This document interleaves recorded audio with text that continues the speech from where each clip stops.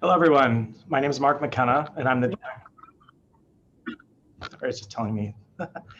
I'm Mark McKenna. I'm the director of the Notre Dame Technology Ethics Center, and along with my colleague Elizabeth Renieris, the director of the Notre Dame IBM Technology Ethics Lab, I'm very happy to welcome you to the first talk in our spring speaker series.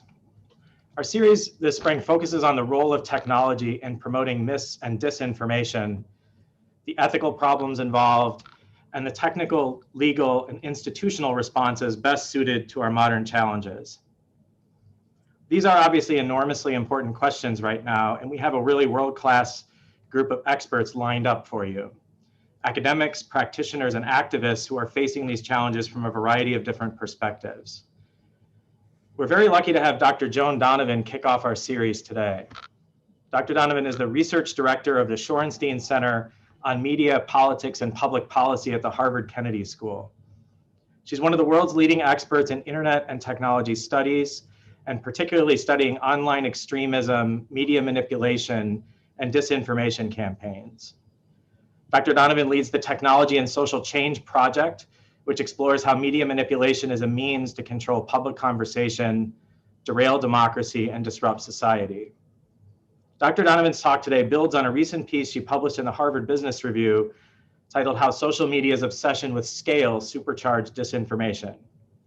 She's going to talk for about 30 minutes, after which we'll have some time for questions, so please feel free to send in those questions. Joan, thanks very much for being here. I'm really looking forward to your talk. Thank you. I'm just updating the title because for some reason it reverted. But it's really great to be back and very excited to chat about these issues related to scale and social media, but also I think, the implications of a global communication commons is something that I'm interested in diving into in terms of the discussion later.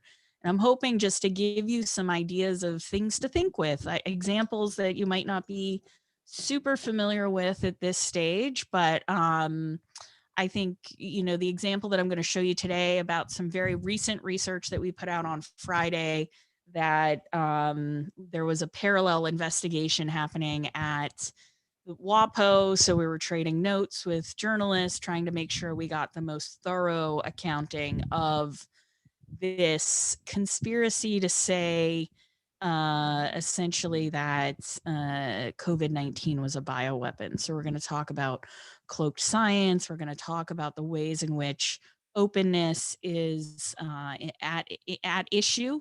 And openness really only works as a kind of value on the net when scale is the measure by which you judge everything, including profits. I'm just going to share my screen here and kick this off. And hopefully I'll wrap up around 12:30-ish, and then we can get into discussion. And as we go along, I'm probably not going to be able to see the chat while I do this, unfortunately. So just kind of bear in mind, if you're chatting, I probably am not going to be able to answer questions live. Everything looks okay with the screen? Okay, we're great. So I titled today's talk, Everything Open Will Be Exploited. And so the idea here is just following along with some of the themes in the article that I wrote for Harvard Business Review right after the January insurrection. I was very angry as a researcher, to be honest with you. And I say that in my politest voice, because if I were to express my feelings about that kind of anger, might not have a job very much longer because it would be fueled with expletives. But what I was angry about was essentially that we could see it coming. We saw ratcheting up violence happening. The rhetoric online was matching the horror shows that were playing out in front of several different state capitals before we get to what happened in DC. And through it all, as a researcher, I was both angry that there was not a lot of recourse from government, not a lot of help that could be done. And there was, in some ways, a willful desire not to know the scale and the problems that were sort of lurking within platforms and lurking within social media. So at the same time that you have a bunch of civil society organizations, university researchers, journalists, all, banging the drum saying there is a problem, it is on its way, it's getting worse. The fake news crisis of 2016 was just minor note in the history of the last several years of social media compared to what we're facing now, which Facebook has termed real world harm. And for someone like me, all I'm left to think with is, what other kinds of harm is there, right? But we're still living in this age of digital dualisms where what people do online somehow doesn't count in real life, right? And of course, that has a lot to do with the speech norms in the United States in particular, and matched with a kind of can't happen here mentality about violence and people's stated intentions. I'm not going to talk too much more about what happened then, because I want to take us into another example of serious harm that is happening. There's a different, similar set of players, but a little bit different. And I just want to ratchet up the stakes a little bit by talking about medical misinformation and how problematic it is for people to receive medical misinformation when they're looking for accurate, timely, local, relevant information, because that medical misinformation at the right time could lead you to change your behaviors, your health behaviors. So it's going to be really important that we think through what it is that we legitimate online and how we distribute that kind of information. Some definitions. When we talk about media manipulation, media is an artifact of communication.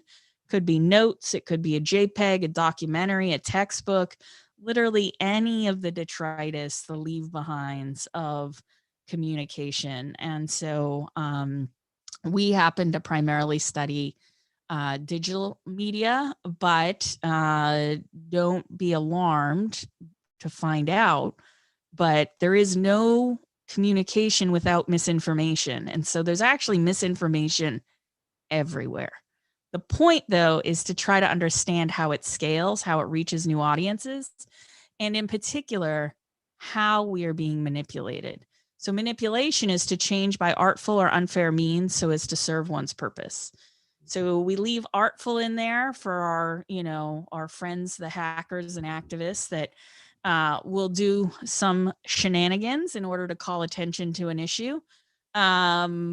Usually those shenanigans are not harmful, and the point is actually to reveal some kind of brokenness in one of our systems or institutions.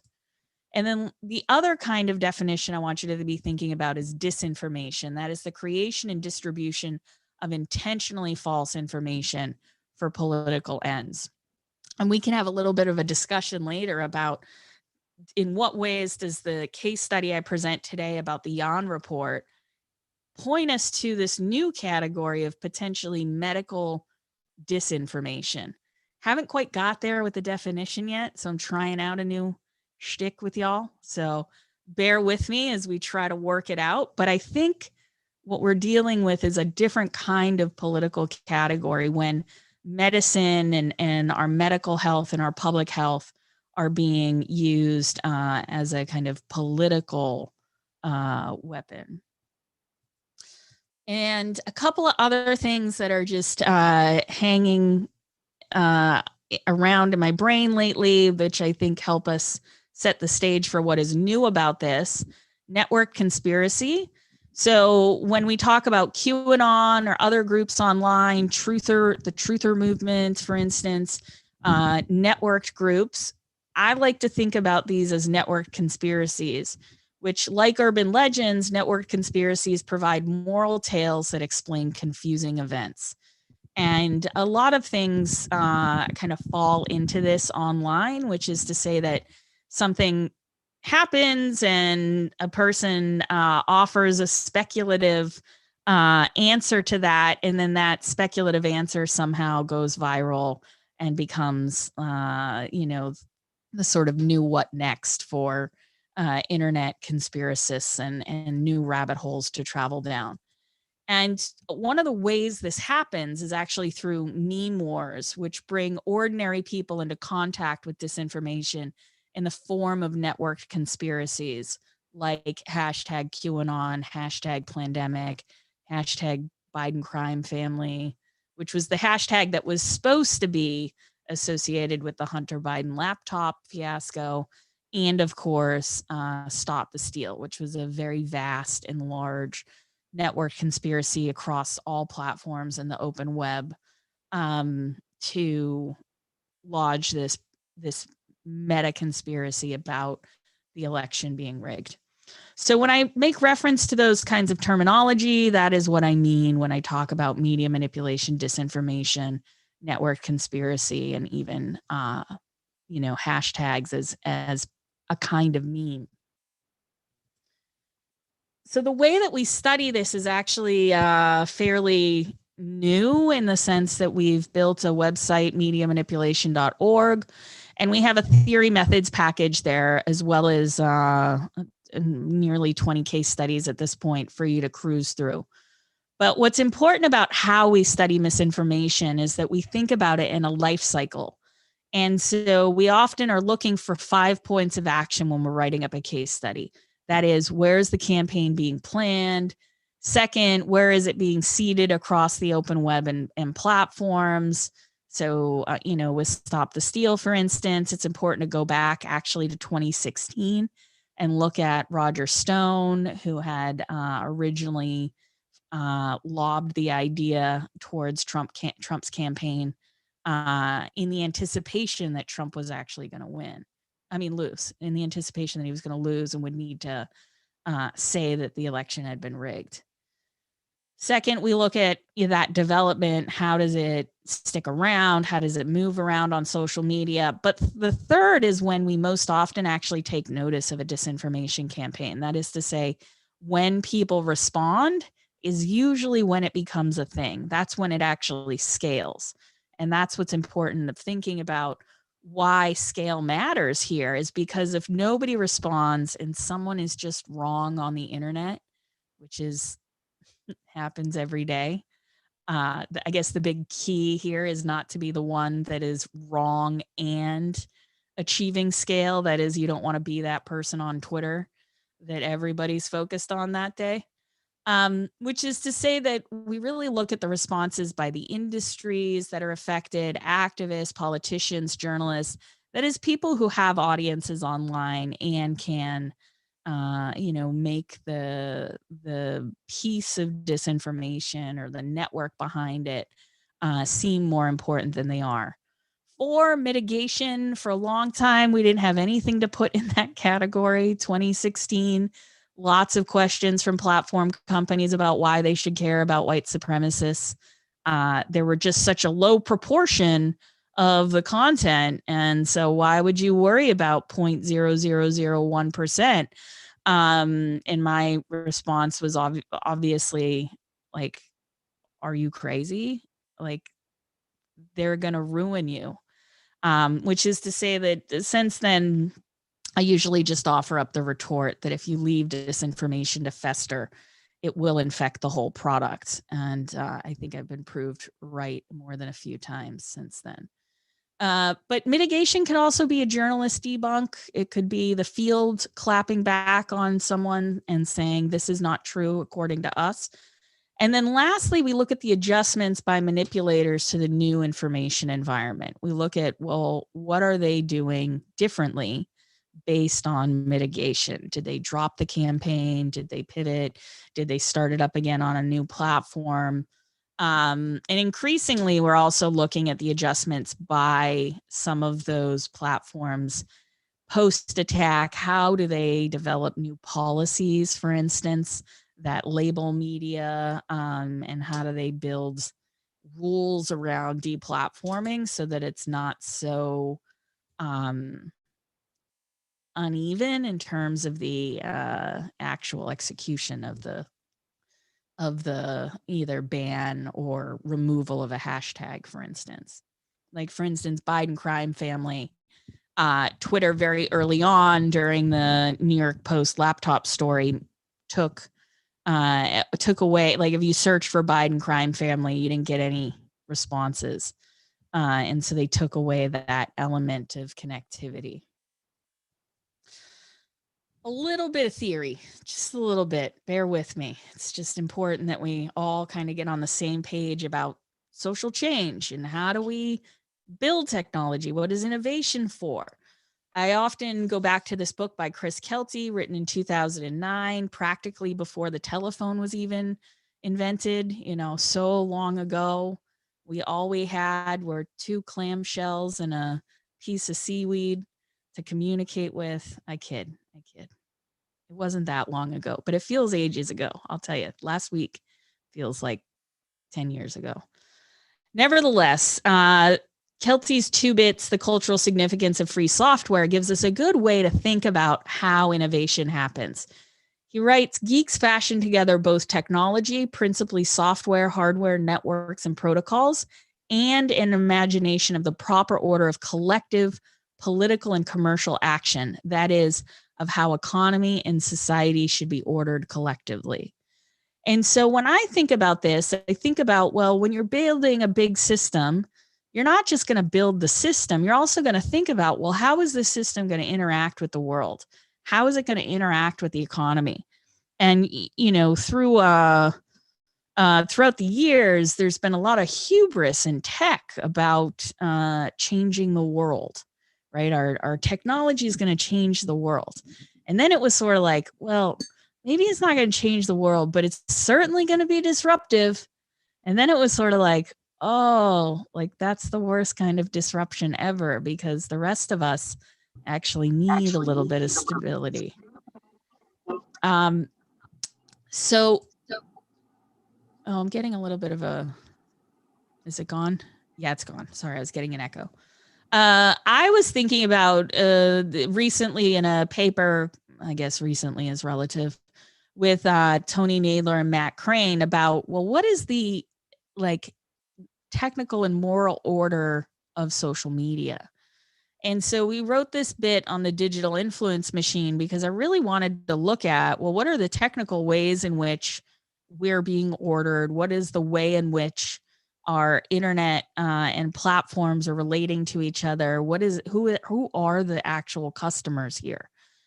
So we wrote, the digital influence machine is the infrastructure of data collection and targeting capacities developed by ad platforms, web publishers, and other intermediaries, which includes consumer monitoring, audience targeting, and automated technologies that enhance its reach and ultimately its power to influence. And when we were writing this, I was very struck by Safiya Noble's algorithms of oppression, because one of the things that she points out is how the backbone of the internet is largely based on advertising.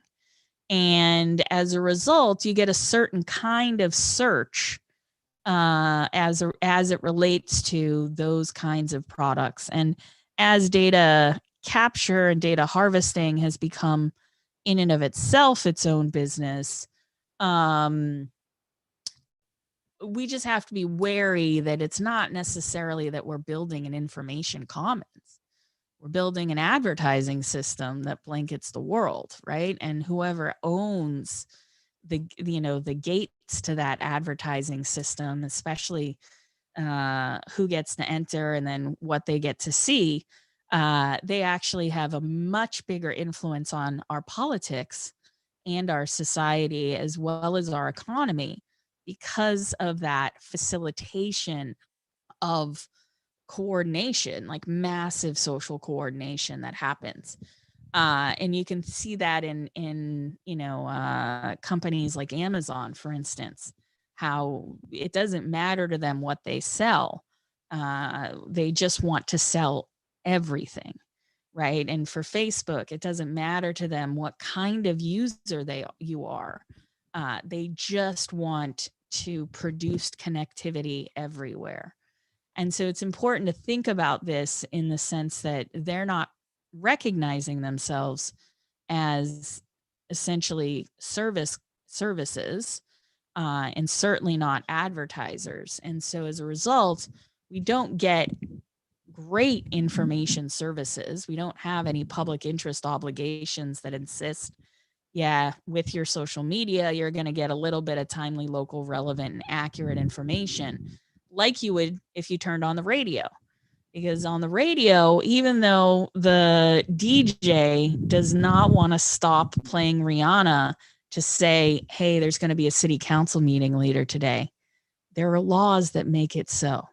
Those are called public interest obligations.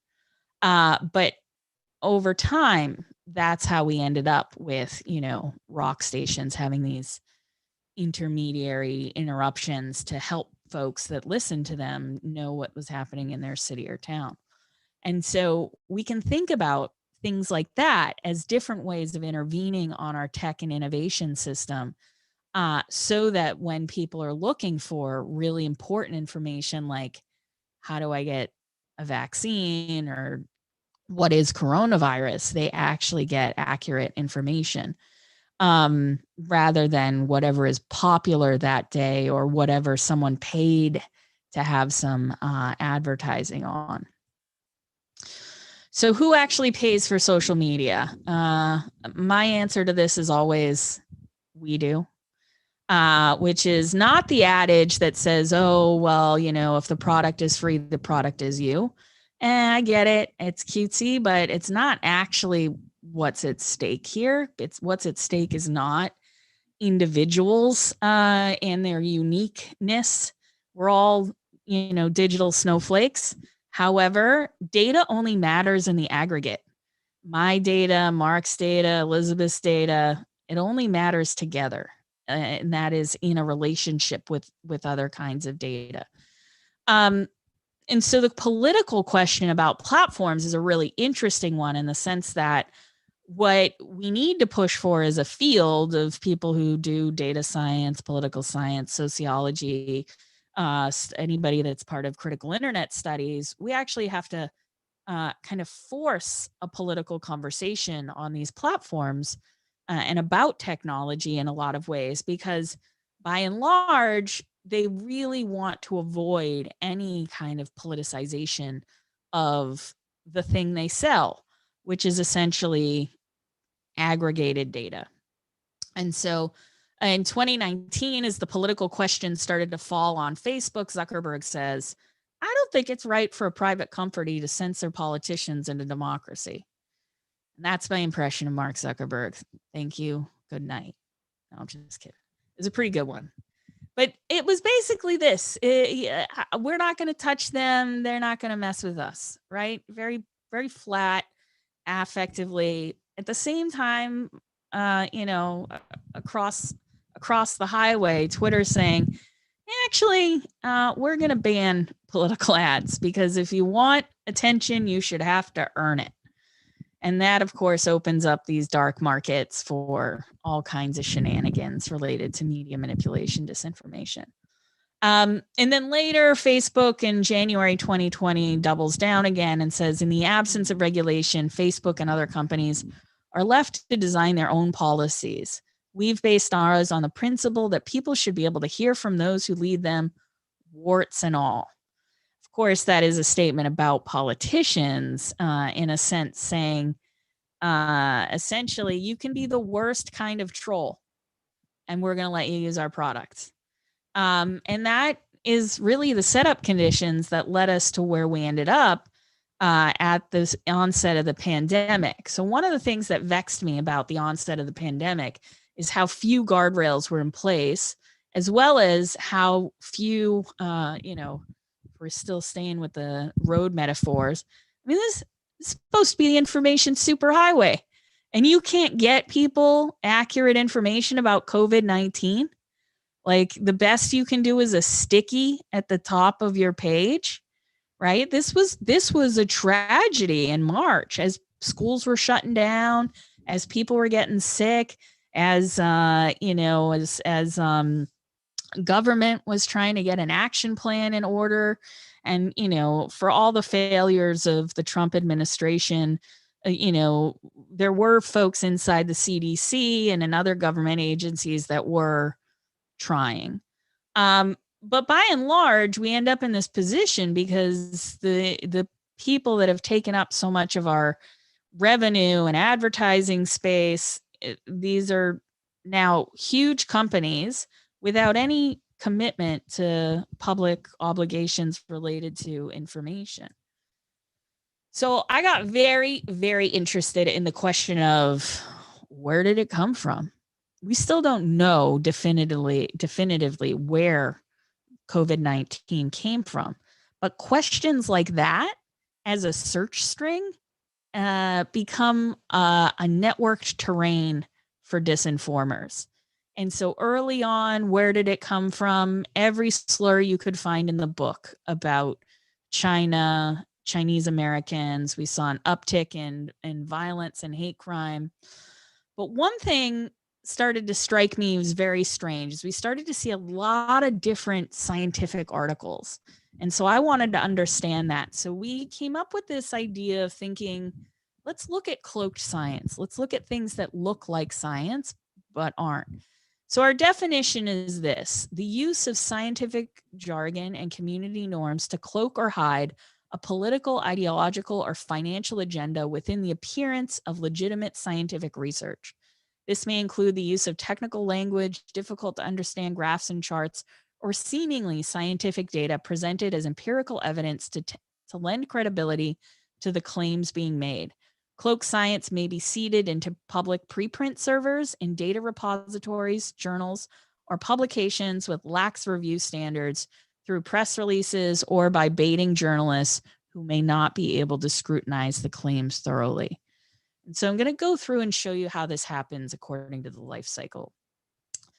So early on in the pandemic, January 25th, this article starts making the rounds. It's from G News, which is a well-known anti-CCP, anti-China news outlet that primarily publishes in English and in Chinese, but it's mostly for what appears to be an American audience.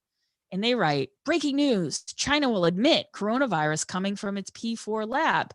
And then later it says Miles Guo identified the Chinese scientist Dian Guo to be the person who created the Wuhan coronavirus. And then it says the vice president of China ordered this attack. This, of course, is completely fake, but it's traveling through Facebook. QAnon networks are exponentially sharing it because there's finally some explanation for what's happening.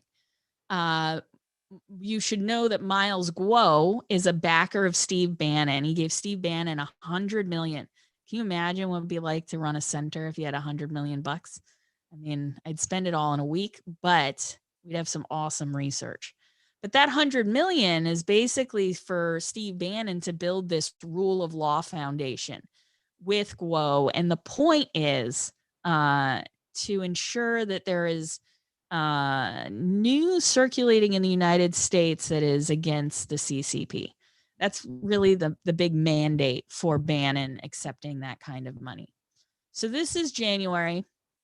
And then what we start to see is this woman starts to pop up on YouTube in a few different ways. People are talking about this dissident scientist that knows that COVID-19 has been made in this lab.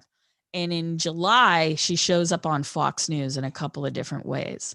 And in this breaking news segment, they say Hong Kong scientist says supervisors covered up her potentially life-saving COVID-19 research. So that's important here because Guo and Bannon actually went to Hong Kong and flew her back to the United States and then started to put her in front of right-wing news.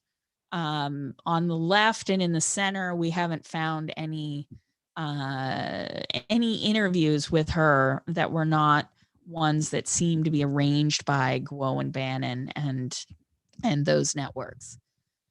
So the next stage is actually what we're most interested in, which is this science paper posted on Zenodo, which is a preprint server, or scientific archive is what they prefer, on September 14th, 2020, with this very jargony title, Unusual Features of the SARS-CoV-2 Genome, suggesting sophisticated laboratory modification rather than the natural evolution and delineation of its probable synthetic route.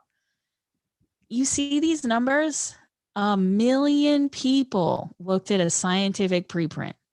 That, to me, as a researcher, is like alarm bells. Something's happening here. Most of these papers get, like, you're a rock star scientist if you get 800 downloads on your preprint. Like, you're literally the best in the field. So this is unusual, an anomaly, and should have tipped off Zenodo that they were being gamed.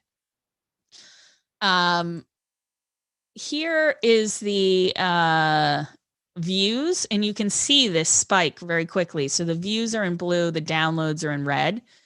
But the day that it goes up, you see this huge spike. And, over the first 3 days, you get nearly a majority of the looks at the paper. So what we did was we went and looked at, well, where was this happening? So the paper comes out on the 14th.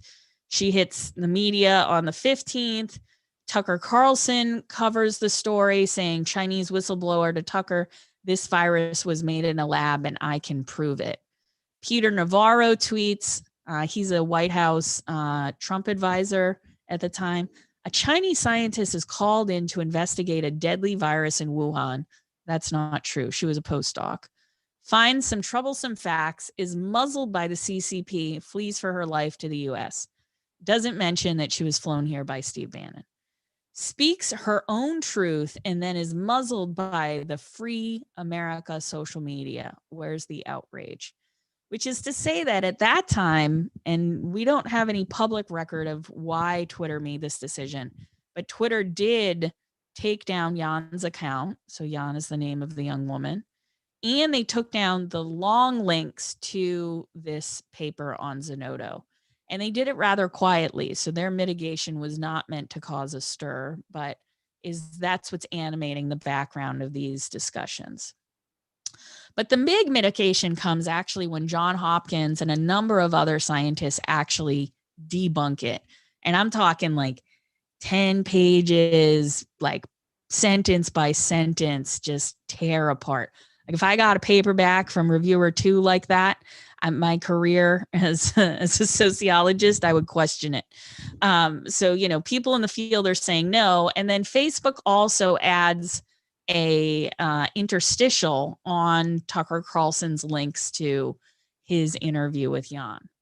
And all the while, she starts realizing that what she's saying is not just controversial because of what it contains, but is controversial because of the networks of people she is involved with. And in Washington Post on Friday, which I'll post a link in the chat, they actually interviewed Jan to find out why she went with Zenodo and why she was was receiving a stipend from Steve Bannon. And she had no idea he was that controversial. She just wanted to get this word out. And I found that partnering with WAPO on this story actually made it a lot better in terms of our research, but also the verification process was very, very thorough on both ends. So I thought that was a really important part of the story. But the other thing that happened and is crucial is that in the adaptation phase, you had Jan go back and she basically wrote a very similar paper on October 8th, but she just changed the title so that you know what she's talking about. SARS-CoV-2 is an unrestricted bioweapon, a truth revealed through uncovering a large-scale organized scientific fraud. This is a little different than trying to cloak the science, right? This is obviously, in the loosest of ways, would fall into social science, but is really a press release. And then later, she does it again on Zenodo. She posts November 2nd, 2020, November 21st, 2020. CNN used lies and misinformation to muddle the waters on the origin of SARS-CoV-2. So she's obviously just using the open science platform in order to launch any kind of attack against anyone that she perceives to be a threat to her point of view. But something interesting really happens after that, which I want to call your attention to, which is after working with WAPO and talking with Zenodo, Zenodo has decided that it is going to now mark anything that's on their platform with a flag now that says that this is potentially misleading content. Now, whether that's going to feed into platform companies and how that this flag here is going to link into how they perceive the problem, who knows? But what it's left me with thinking about is just this moment where we're in this moment where I'm almost having deja vu of the fake news crisis, where I'm saying everything open will be exploited. You have to think about what it means to run a platform. You have to care about the community that is engaging with the things you're hosting. And what that actually implies is reducing the scale to a human level where you can be good stewards of information. Of course, that is terrible for business. So I close by saying this. Like secondhand smoke, misinformation damages the quality of public life. Every conspiracy theory, every propaganda or disinformation campaign affects people, and the expense of not responding can grow exponentially over time. Since the 2016 US election, newsrooms, technology companies, civil society orgs, politicians, educators, and researchers have been working to quarantine the viral spread of misinformation. The true costs have been passed on to them and to the everyday folks who rely on social media to get news and information. So thank you so much. I'm going to shut down my screen share and let's do some questions.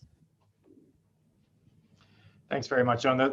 There's so much there. I'm going to start with one question and then I'll let Elizabeth go, which has to do with the sort of the effectiveness of some of these mitigation strategies like the flags, right? So, I mean, you know, in my own sort of social media thing, you get, you know, these little things that pop up that tell you something about the first circulation of an article, or, you know, whether it's potential disinformation. And what do we know about the effectiveness of those things on users at all? And then, like, I guess relatedly, given that the narrative that some people use is about this disinformation is the way they're being silenced, it becomes sort of a martyrdom.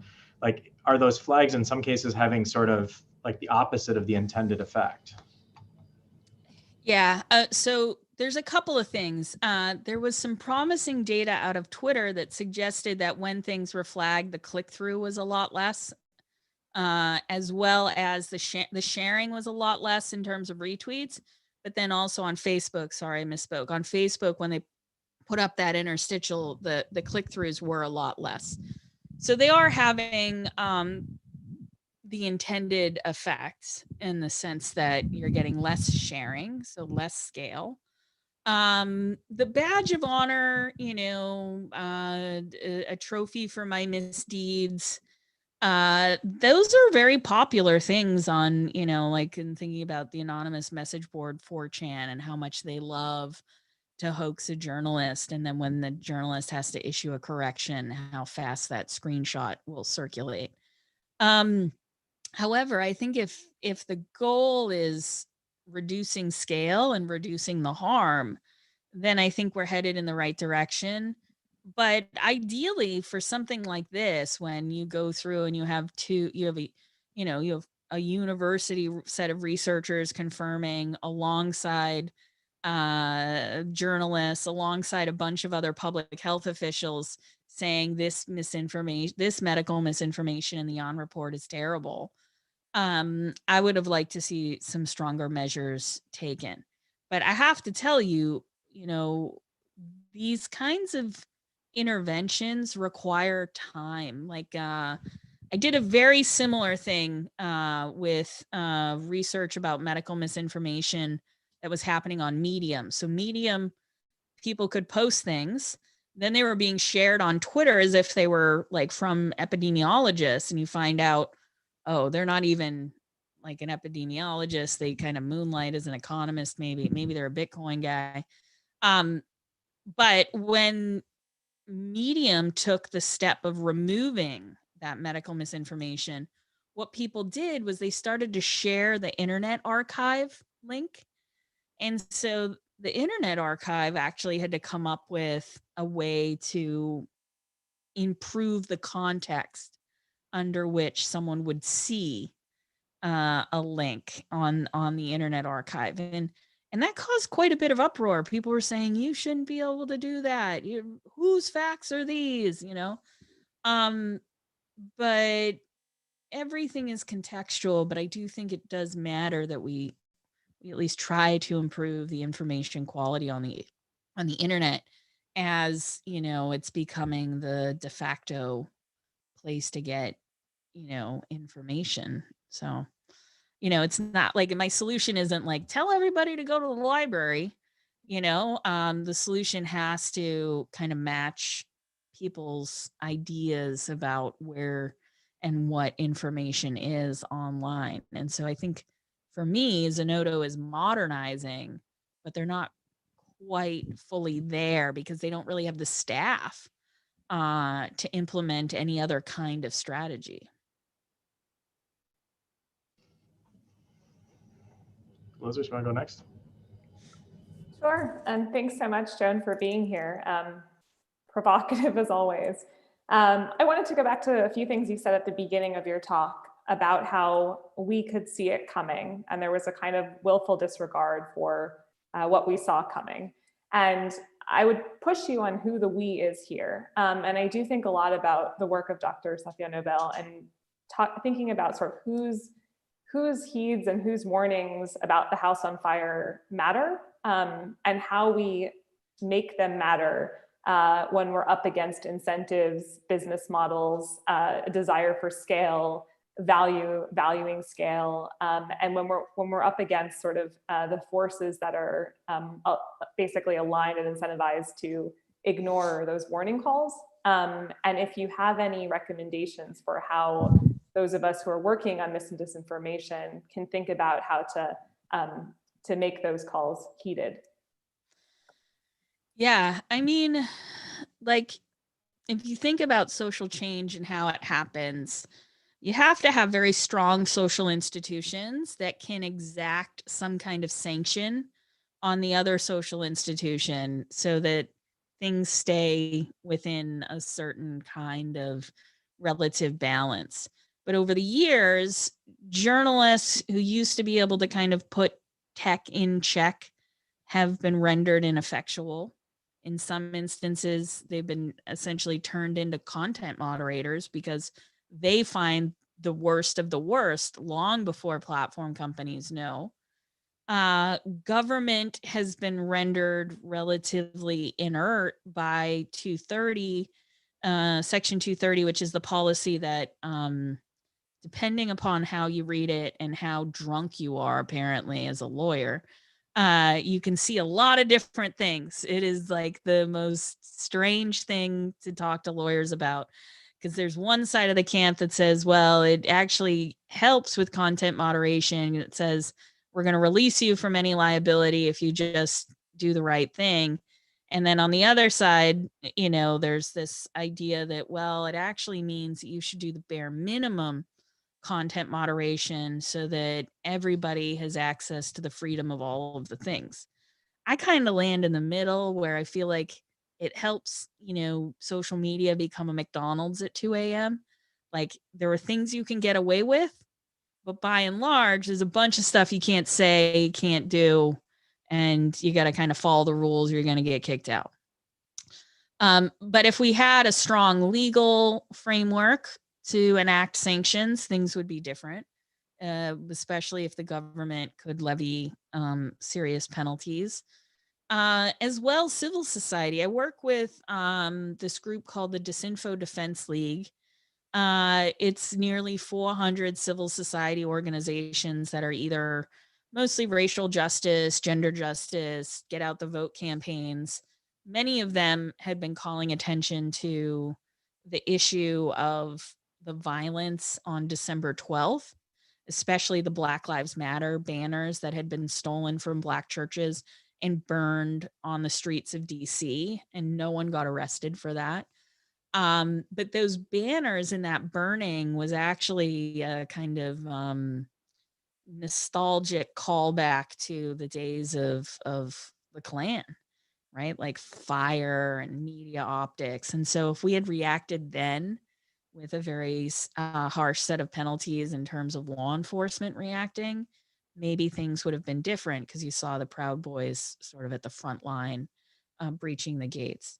Who else knew? Academic researchers, we've known for a decade now that social media has a kind of twin possibility. One is a future in which it does help people find their voices. It does help people who are alone and isolated find people who are like them. I'm thinking here about patient groups that have, this very small amount of people with that certain disease and how important it is for them to be able to reach out and find other people like that.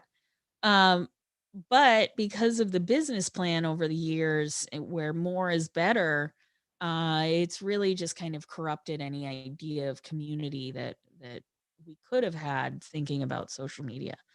But I say all that just to say that there are a broad swath of folks that wanted things to be different and have tried to rein in some of the feature sets on these platforms, and nothing was getting done in any significant way.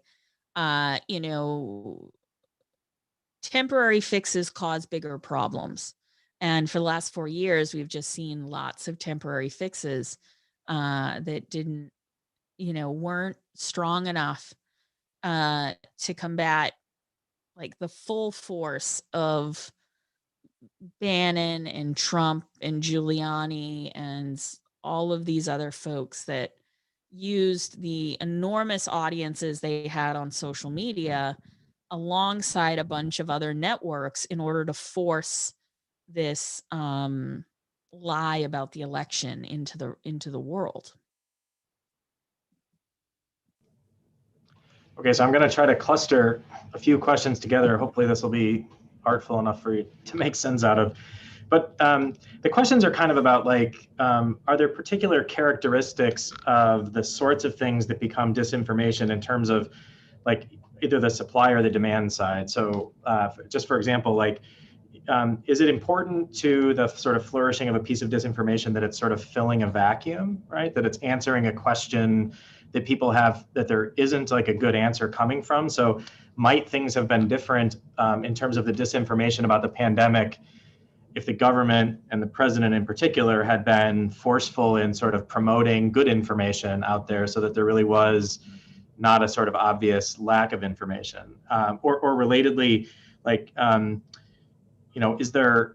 there particular kinds of like styles of disinformation that are much more likely to sort of take root? I think all of which may be going toward a question of like how might the platforms, if they were motivated to do it, more accurately predict this is a place where we might expect disinformation to flourish.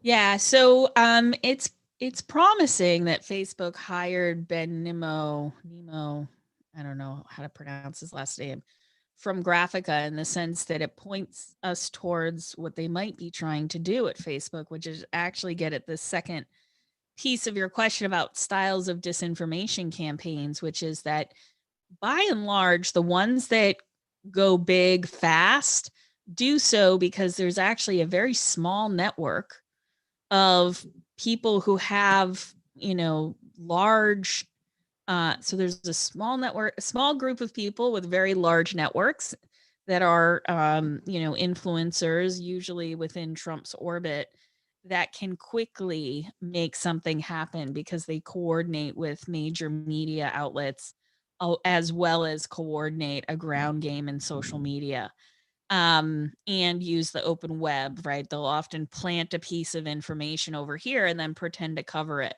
So the Yan report is just one example, but the Hunter Biden laptop is it's almost the exact same story. It's Bannon and the New York Post talking about the crimes and the, pornography and the drug abuse on this laptop, that then we're supposed to believe isn't disinformation. It's just Hunter Biden forgot his crime-ridden laptop at this, mom and pop shop in computer repair shop in DC. Like, it's stuff like that styles of disinformation. If you look, you don't have to look far, but within cybersecurity literature, this kind of hack and leak operation is normal. And it's very much a Bannon style.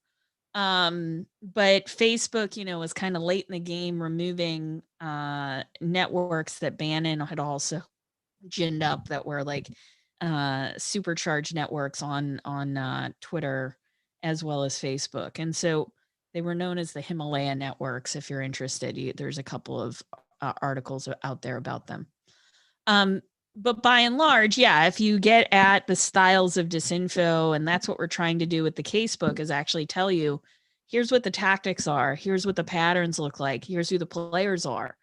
And just like years ago when we were trying to get action on platform companies to care about white supremacists and remove some of the more dangerous folks from the alt-right that were making a lot of money using social media to promote themselves. There are other ways in which we could do that. And my team, we don't have, any extra tools. We don't have any gifted data sets. We don't have any purview or sneak peek into these platforms. We do all this work artisanal, right? By hand.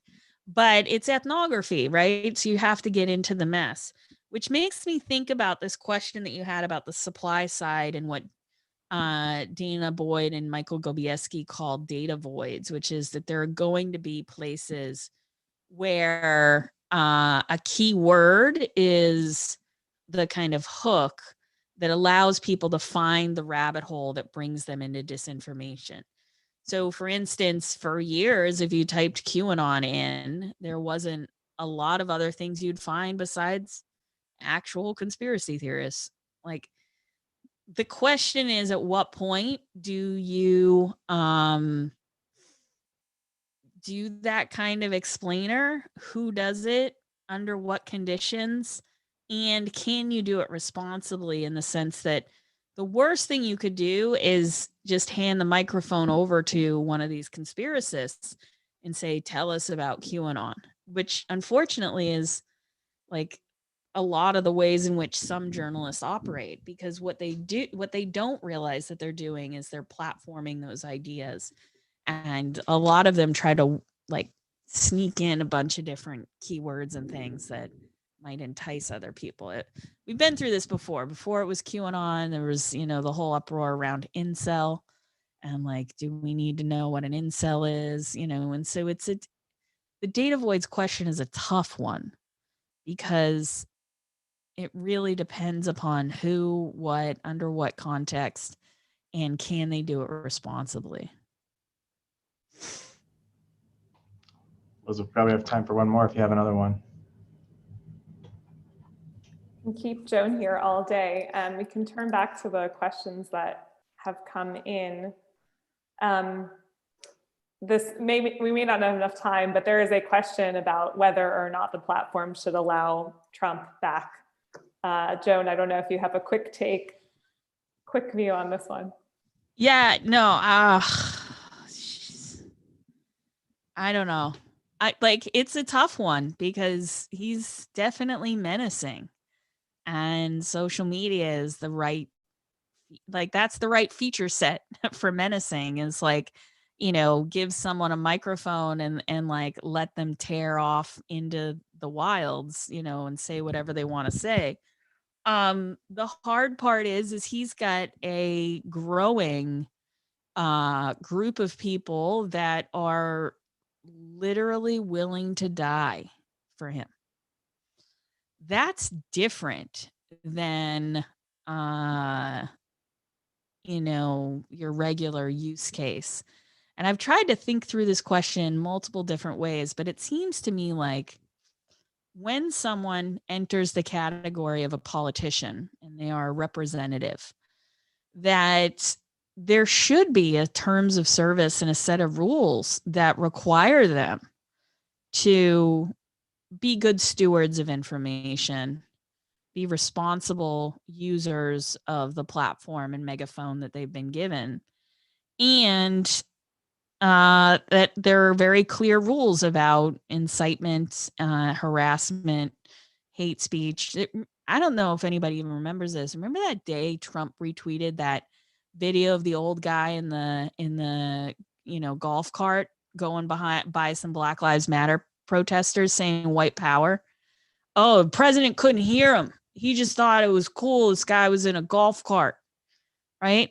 Like, come on. That's like racial terror for like many of our friends who are, either, Black or Indigenous people of color. Like, you can't let that happen when it's your technology that is spreading the awfulness. And so I think about those kind of moments a lot, right? These kind of minor notes in the history of Trump's social media that make people scared and that require accountability that we're never going to get. And so if I let me just say this, if I owned Facebook, I wouldn't let it happen. And I wouldn't let it happen because I cared too much about the people who were on the other end of that kind of ire and disrespect. I would care too much about my bottom line, which is to say that, a lot of people are probably going to leave Facebook over it. Is it going to actually affect their bottom line over time?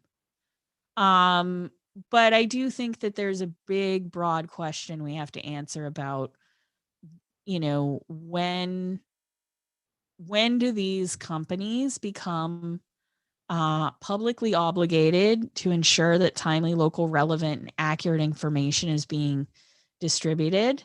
And then when do they fulfill their twin objective, which is ensuring that there is some kind of community safety for the rest of us who are not world leaders, who are not billionaires, who are not going to be protected by the locks on our doors when like a mob comes for you, right? And this is like what's scary about all of the networked harassment, all the things that we've seen social media be able to produce when it can coordinate a crowd to do such damage. And so for me, I would say if I cared about having a company in 5 years, I definitely would err on the side of caution and responsibility.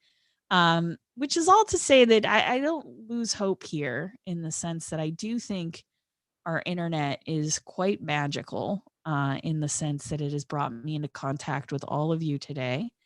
And I do think that it can be